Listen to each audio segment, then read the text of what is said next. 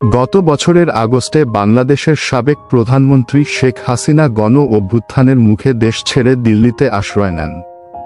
এরপর থেকেই দুই দেশের সম্পর্ক তিক্ত হয়ে উঠেছে। বাংলাদেশ এখন অনেকেই মনে করেন তাদের সমস্যার পেছনে ভারতেরও ভূমিকা আছে।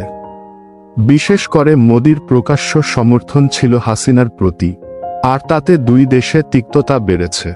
ফলে বাংলাদেশের সর্বত্রই ভারতবিরোধী একটি জনসমর্থনের বাতাস বইছে।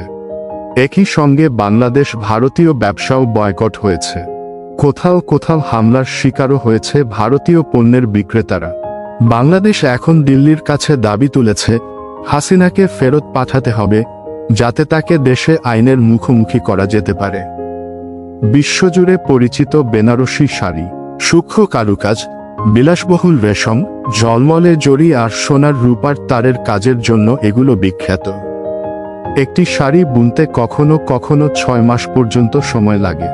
নকশা ও উপকরণের ওপর নির্ভর করে প্রতিটি শাড়ির দাম দাঁড়াতে পারে 1 লাখ রুপি, প্রায় $1130 বা তারও বেশি।